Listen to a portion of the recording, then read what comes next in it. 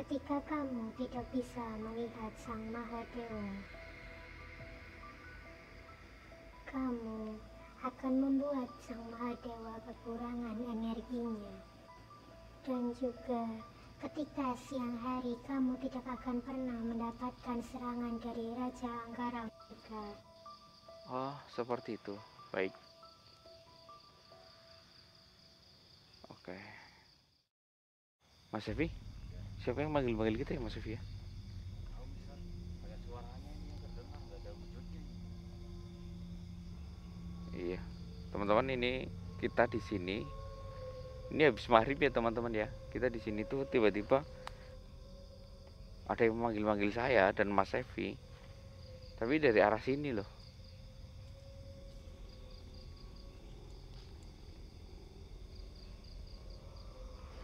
Ayo Mas Evi, kita cari sumber suaranya. Yang jelas sekarang ini kita sudah tidak ada wanita pohon ya teman-teman ya, karena kita sudah melewati area wanita pohon. Atau ada yang terkurung di tempat ini Mas Evi? Jangan sih ya misal. Cuma kita masih penasaran.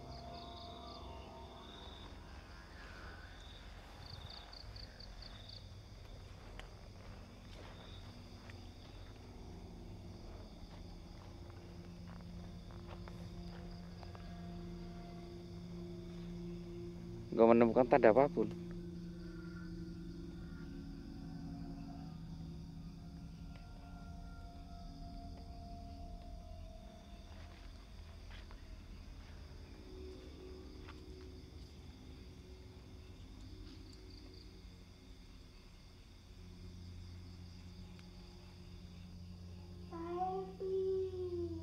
Tuh kan? Mana orangnya? Siapa ya Mister yang manggil nama saya tadi Mister? Gak ada wujudnya ini mana?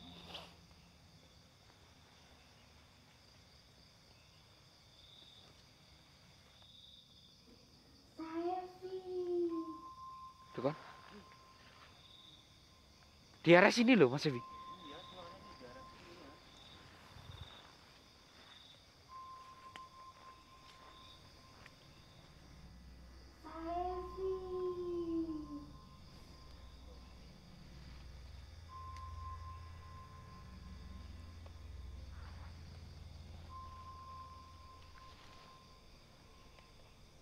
Apa itu sebelah sana Mister? Gak tahu. Kosong. Gak ada apa-apa. Tapi jelas sekali suaranya di sini loh.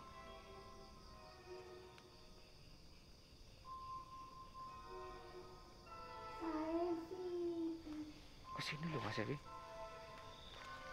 Sumber suaranya dari sini.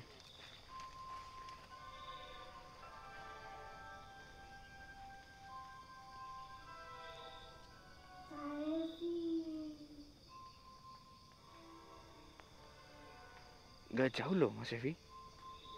Di arah sini loh.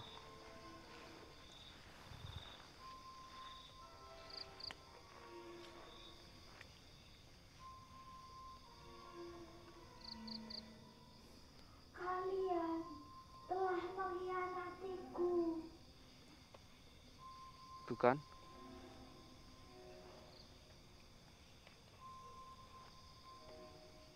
Suster. Di mana kamu?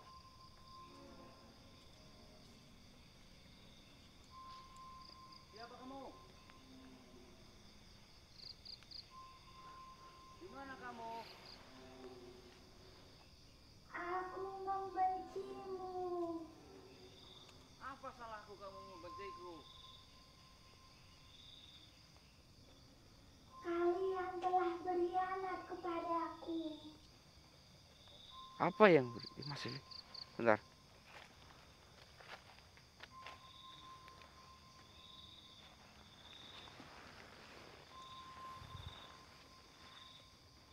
Pergi. Saya membencimu. Dari sini loh Mas Evi. Iya. Dari gundukan ini loh.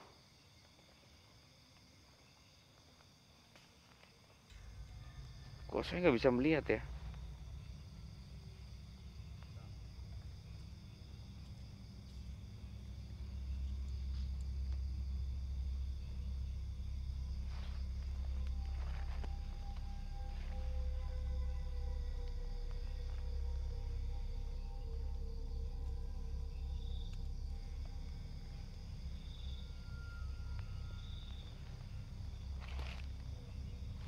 Yakin dari situ, Mister?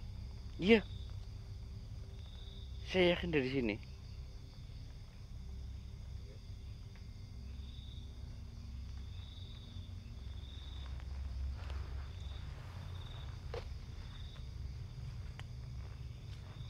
Jadi, Mas Evi,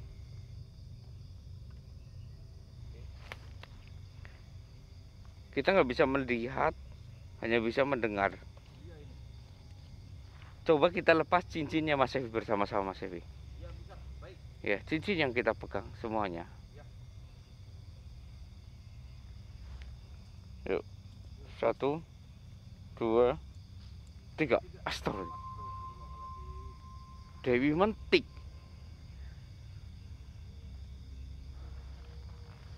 Kenapa saya nggak bisa melihatmu?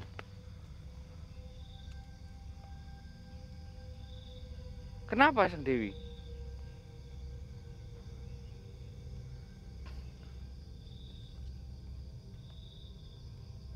Kamu telah berkhianat kepadaku.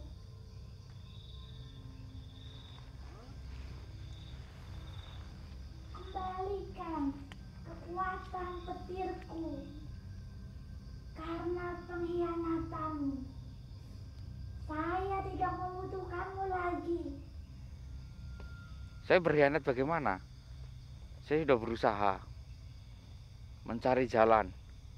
Namun Sang Prabu meninggal. Dia hanya menitipkan keris. Ya kan Mas Evi? Benar sekali, Mister. Sang Prabu sudah tidak kuat. Kami menemukannya dalam kondisi sedang kurus. Kurus. Saya tidak berkhianat. Ini memang sudah takdir.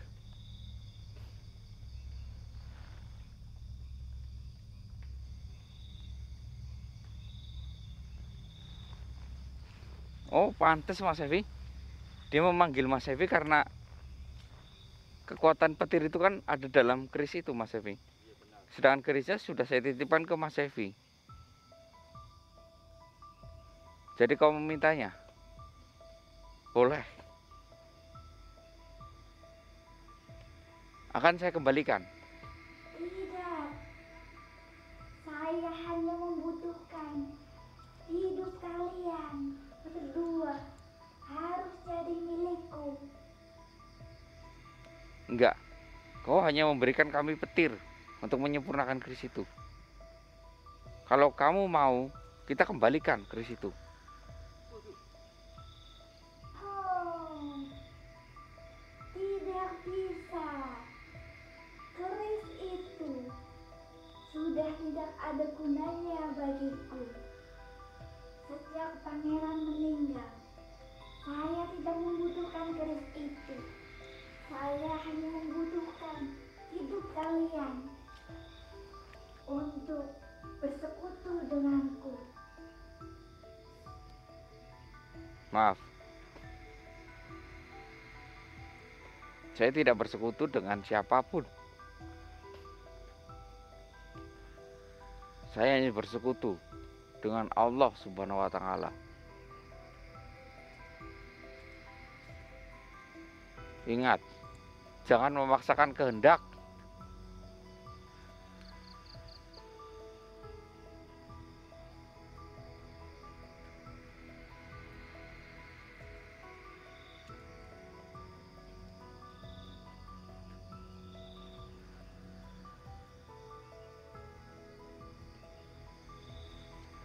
Maafkan saya.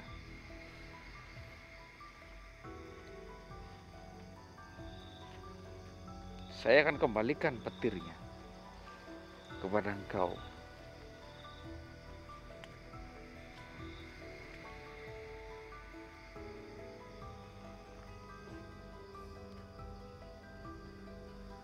Mas Evi, Ya, Ustaz. saya ambil kekuatan petir itu dari kerisnya Mas Evi. Ya, silakan.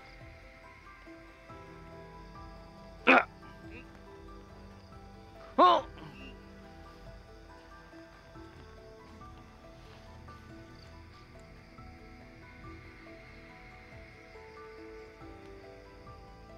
Saya tidak butuh petir itu. Saya punya ribuan petir.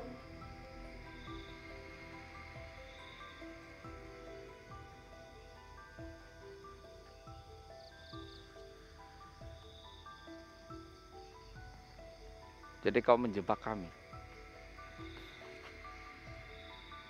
Ya, saya memang ingin kalian jadi milikku.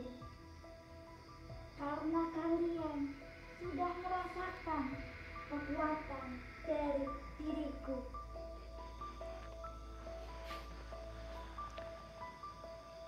Saya tidak sudi. Kekuatan petir ini tidak berguna menurut saya. Ini hanya menyempurnakan keris saja, namun tidak bisa melawan Raja Angkara Murka.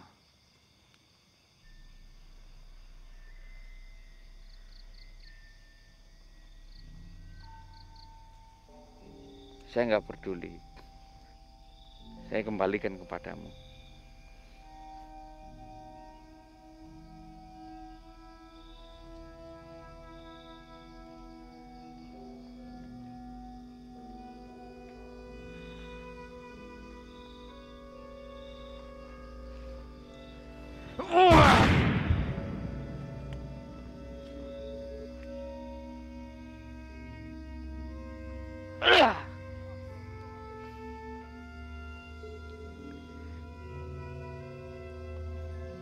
Sudah saya kembalikan.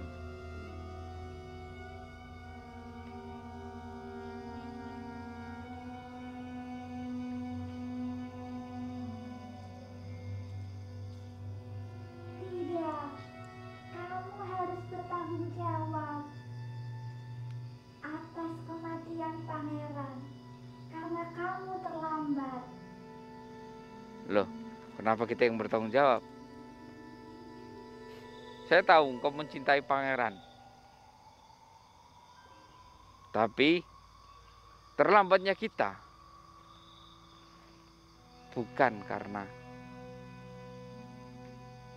kesalahan kita, melainkan pangeran sendiri yang sudah tidak kuat.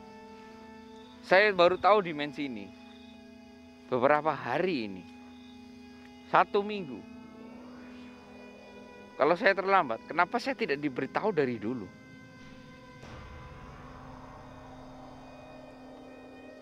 Sadarlah.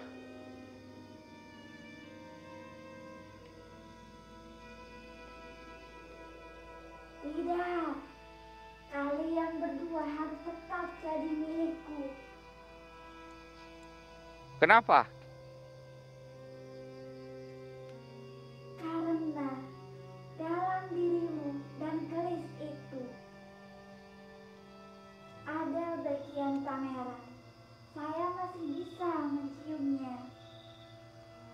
Jadi kalian berdua harus bersamaku.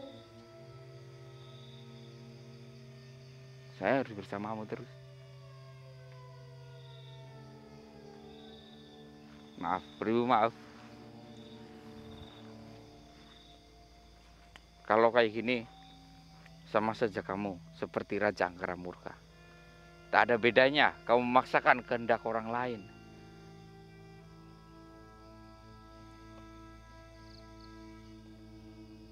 Saya tidak peduli. Saya ingin kamu memperlakukanku sama seperti kamu memperlakukan Sang Dewi. Saya ingin diperhatikan seperti Sang Dewi.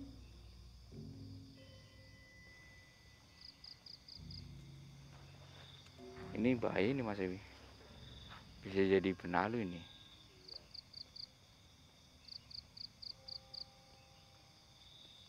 Tidak bisa. Saya punya dunia saya sendiri. saya akan kembali menjadi manusia. Seperti kehidupan manusia biasa.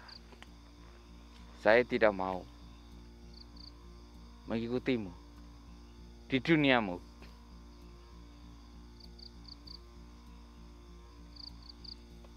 Lagian, jiwa saya ini manusia. Saya mencintai, menyukai manusia yang utuh, wajahnya yang utuh. Sedangkan kau, wajahmu rusak sebelah, hilang sebelah. Sadarlah, saya Mas Evi berbeda dari kalian.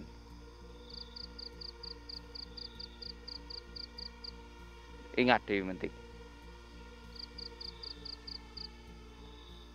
saya tidak bisa memperlakukanmu sama, karena memang kamu berbeda.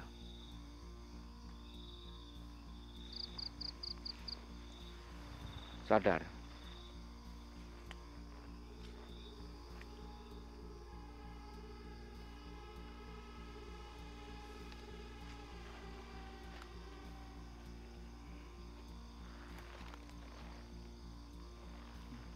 Saya hormat kepadamu karena kau telah membantu saya menyempurnakan keris itu.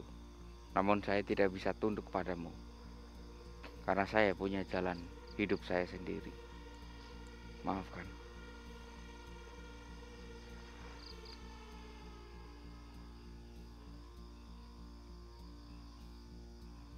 Mas Evi, kita tinggalkan dia. Kita kembali ke tempat kita ya. Iya. Ayo Mas Evi. Apa bisa? Gak bisa digerakkan ini Mas Evi. Sepertinya kita nggak pergi dari sini. Aduh, Gimana ya? nggak tahu ini saya nggak bisa bergerak. Aduh, aduh, Nggak benar. aduh. Sialan. Kita melepas cincin lagi tadi. Aduh. Kamu bisa? Nggak tahu ini. Mas Evi bisa bergerak nggak? Saya juga sama ini bisa. Kaku nih badan saya. Tangan kita bisa menggapai cincin Mahadewa nggak? Saya menjangkau kantong saya juga susah ini. Saya itu tangan saya. Kaku semua nih. Iya. Sialan. Allah. Lepaskan kami. Lepaskan kami. Saya tidak mau melepaskan kalian. Jangan sampai kalian kembali ke tempat itu lagi. Saya mau Sang Dewi mati.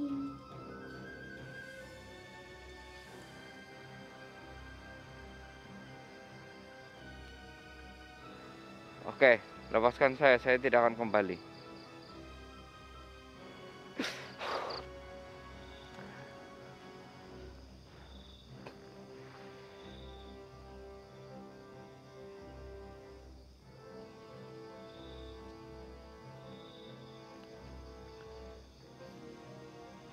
Oke, kita selesaikan ini. Saya tahu, engkau lebih hebat dari saya. Saya akui itu.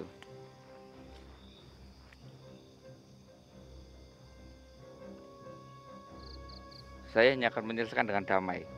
Oke?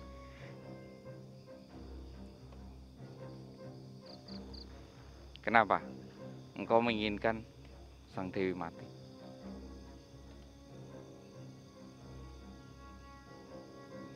Sedangkan saya ditugaskan ke sini adalah untuk menolong Sang Dewi. Semua manusia yang ditugaskan ke sini hanya untuk menolong Sang Dewi.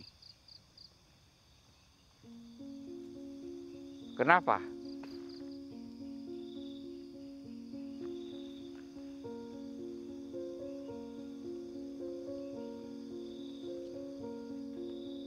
Sebenarnya, saya tidak peduli sang dewi mati atau hidup. Namun, setelah kamu memberikan tetesan darahmu kepada dia, maka dia harus mati untuk bisa melepaskanmu dari dia. Karena sejak kamu meneteskan darah itu ke dalam dirinya, dia adalah bagian dari dirimu. Untuk melepaskan ikatan itu, dia harus mati. Kalau dia mati, dunia ini akan mati.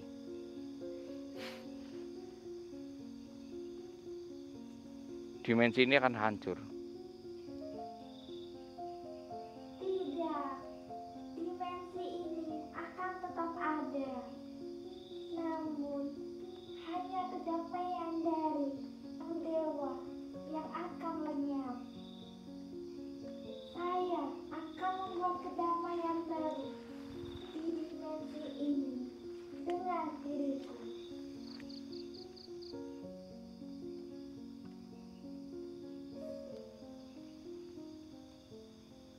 Dengan dirimu. Saya tidak tahu